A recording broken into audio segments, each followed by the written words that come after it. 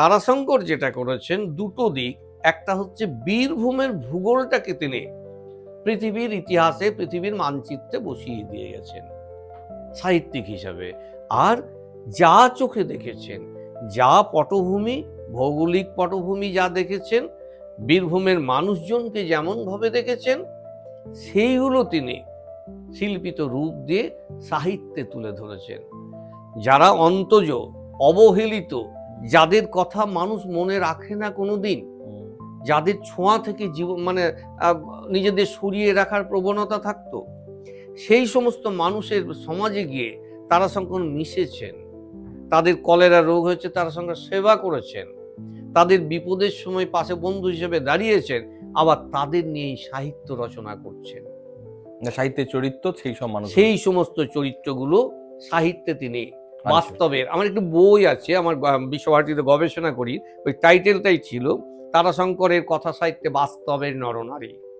এবং বাস্তবের মানুষজনকে যখন গল্প উপন্যাসে তুলে আনছেন, কতটা বাস্তব রয়েছে, কতটা কল্পনা রয়েছে।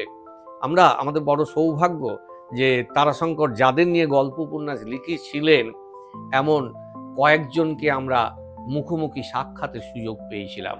আপনাকে এগুলো বলতে ইচ্ছে হচ্ছে বড্ড, ওইটা আমার খুব সেন্টিমেন্টের জায়গা, যে বাস্তবের নরনারী।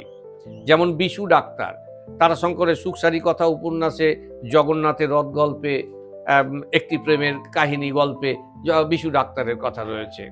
জগন্নাথের রথ গল্পে যে জগন্নাথ হ্যান্ডিক্রাফট চরিত্র, সে লাভপুরের মানুষ, আমোদপুর ছোট লাইনে চাকরি, রেলে চাকরি করত।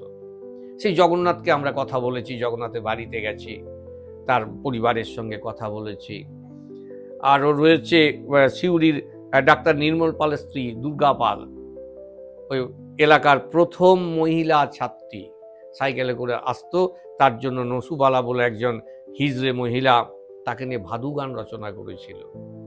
রয়েছে হাঁসুলি বাঁকের রূপকথার উপন্যাসের করালি কাহার, মৌটর গ্রামের করালি মণ্ডল, বীরভূমে মৌটার বলে একটি গ্রাম আছে, সে করালি মণ্ডলকে নিয়ে করালি কাহার চরিত্রটা লিখছেন। আরো এইরকম আরো কিছু কিছু চরিত্র রয়েছে। যেমন আরেকটি চরিত্র আছে 1971 উপন্যাস, কল্পনা দত্ত বলে একটি চরিত্র, মধ্যম গ্রামে থাকেন, এখন হয়তো আছেন কিনা জানি না, 2-5 বছরে তিনি বাংলাদেশ থেকে চলে এসেছিলেন।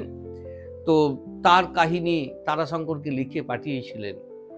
তারাশঙ্কর সেই কাহিনী নিয়ে 1971 উপন্যাসে নায়িকা চরিত্র তৈরি করছেন। তারাশঙ্করের 49 বছর বয়সে 17 বছরের এক কলেজ ছাত্রী, আশুতোষ কলেজের প্রেমের সম্পর্ক ওঠে। দীর্ঘদিন সেই প্রেমের সম্পর্কটা ছিল। 1947 সাল থেকে 1964 পর্যন্ত, 68 পর্যন্ত তার প্রমাণ পাচ্ছি। সেই প্রেমিকা লিলি সাহাকে নিয়ে তারাশঙ্কর লিখছেন বসন্ত রাগ উপন্যাস। লাভপুরে একটি খুন হয়েছিল 1905 সালে, সেই বংশধারা মাধব রজক বেঁচে ছিল বাকুল গ্রামে, তাকে নিয়ে তারাশঙ্কর তামস তমসা উপন্যাস লিখছেন। এইরকম বহু চরিত্র আমরা তালিকা করে বই আকারে সাজিয়ে